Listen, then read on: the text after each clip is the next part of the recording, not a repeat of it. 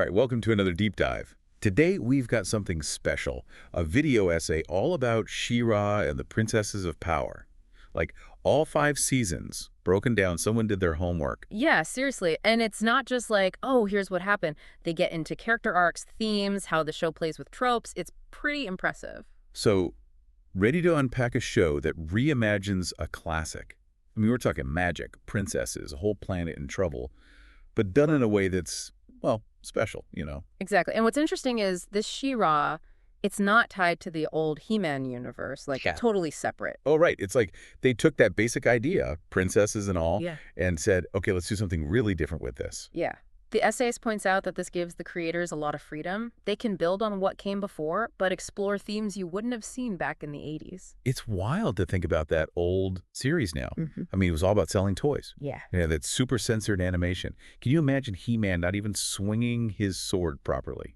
Because they were afraid kids would copy it. Right. It shows how much things have changed. Back then, it was all about the merchandise. But now, shows like She-Ra prove animation can tell complex stories, deal with tough stuff like trauma, abuse, finding your people. It's not just for kids anymore. Totally. And speaking of complex, we got to talk about Adora and Katra.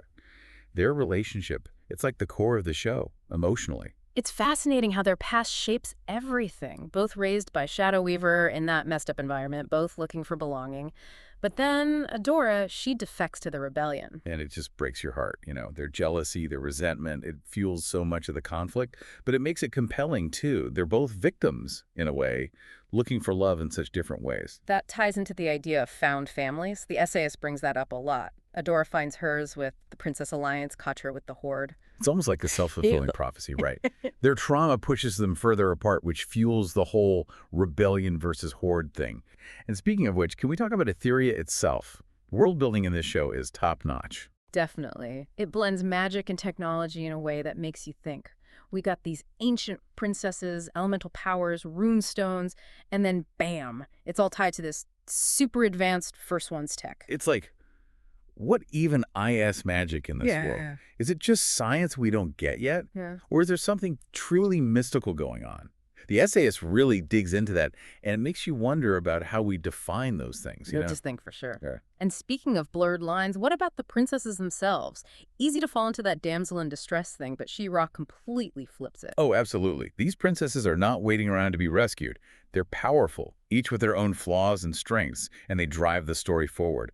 Glimmer's got that fire, Perfume is connected to nature, Mermista, well, she's got hidden depths, let's say. And the essayist points out having all these different princesses lets the show explore different ideas about leadership, responsibility, working together. Like they took the magical girl formula and said, what if these girls were like actual people? Exactly. And that makes their alliance, their rebellion against the Horde, so much more powerful. Okay, so we got princesses, magic, a planet in trouble. Now let's talk about the villain, Hordak.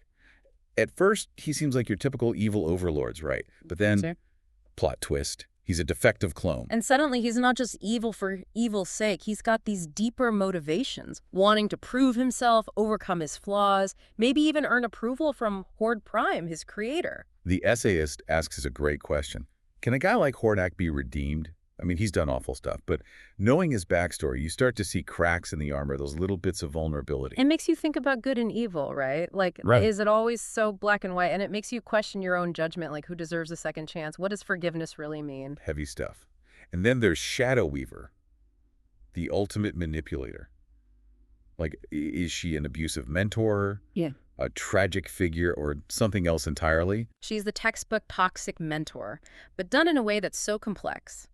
The essayist dives into her past, how she manipulates Adora and Katra, and how it's all rooted in her own insecurities, her hunger for power. It's like she embodies this cycle of abuse, passing on what she went through to her students. Mm-hmm. But there are these moments, these hints of genuine care, even if it's twisted. And that ambiguity, that's what makes her fascinating. You never quite know whose side she's on or what her real goal is. Okay, we got to talk about the last 2 seasons. Things get really intense. Horde Prime shows up. The Heart of Etheria weapon, the stakes are through the roof. This is where the show's long-term planning shines. All those little details from earlier, they become huge later on. Yeah, it's like the writers were playing chess, setting up moves way in advance. And as a viewer, it's so satisfying when those pieces fall into place. Like, remember Entrapta and her obsession with First One's tech? At first, it seemed like a quirky side thing, right? But it ends up having huge consequences for the whole planet. In Scorpia's secret princess lineage, total game changer.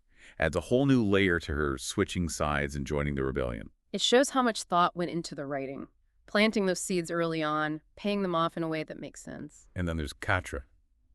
Oh, Katra. Mm-hmm. Her story, it's just rough. The essayist put it perfectly. It hurt watching her go down that villain path. They nail that descent into darkness. You see how her past with Adora, that rivalry, that desperate need for validation, it all pushes her in the wrong direction. But even when she's at her worst, you still see those flashes of vulnerability, like a glimpse of the person she could have been if things were different. And that's what makes it so heartbreaking. You want her to find redemption, to make things right with Adora, to find a place where she truly belongs. You're rooting for her, even when she's making terrible choices. And the finale, I mean, wow. Horde Prime is terrifying. That whole hive mind thing, the fight for Etheria, Adora's sacrifice, talk about emotional. The essayist called the finale practically perfect, and I gotta agree. It wraps up the character arcs, delivers those big action moments, but also has this message of hope and resilience that sticks with you. It proves animation can handle those big emotions, those philosophical questions, without losing that entertainment factor. She-Ra and the Princesses of Power, it raises the bar for what these stories can be. It makes you think critically, empathize with characters even when they mess up, and it makes you believe in love and forgiveness even when things are dark. Wow. We covered a lot. From toy commercials to interdimensional battles, it's obvious She-Ra is more than just a reboot. It's a whole new take on the story, taking it to a whole other level. And this is just the beginning. We'll be back in a flash to dig into some of the nuances the essayist brought up. But until then, think about what we've talked about. What surprised you? What resonated with you personally? There's a lot to unpack here. So before we jumped away, we were talking about how the essayist really praises the show's attention to detail, how even small things matter. Right. Like everything has a purpose, you know? The essayist pointed out these moments from early on that end up being huge later in the story. It shows how well planned the whole thing is. The writing, it's got layers, everything connects. Totally. Like take Entrapta. At first, she's just kind of this quirky, tech-loving princess. Totally, like obsessed with First One's tech.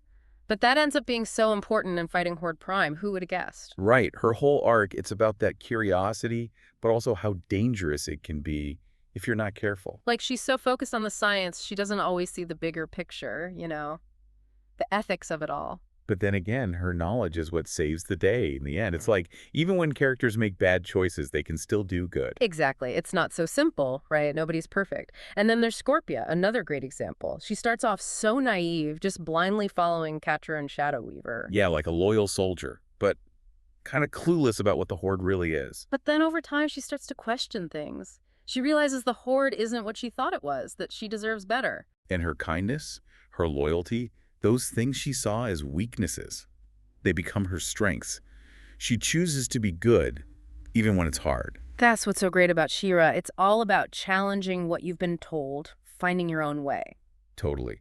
Scorpia's story, it tells you to think for yourself, trust your gut, don't just follow blindly. Exactly. And speaking of questioning things, Glimmer's leadership journey, that's a whole other thing. She starts out impulsive, wanting to prove herself, but being queen, that's tough. Yeah, lots of responsibility all of a sudden. The essay has pointed out that Glimmer, it's all about balance for her. Learning to use her power wisely, making tough calls. It's not easy when you're young, right? And sometimes she makes choices that rub people the wrong way, even the other princesses. But she's also got this fierce loyalty, this determination to protect her people. It shows how messy leadership can be. There's no easy answers. Sometimes you gotta make the best choice you can, even if it means making mistakes. And the essayists, they don't sugarcoat it. They point out that Glimmer messes up, sometimes badly. But that's what makes the show real, right? Even the good guys, they're flawed. They have to learn and grow. It's a good reminder that nobody's perfect, not even those in charge. And it makes you think about how we judge our own leaders, you know? Absolutely. And speaking of complex characters, we got to circle back to Catra. I mean, the essayist saying it hurt to watch her. That really says something. Yeah, her story, it's tough to watch, but you can't look away. It's like a master class in how trauma can mess you up. You see how everything, her past with Adora, that need to prove herself, it pushes her down this dark path. But even when she's being a villain, you still see that vulnerability.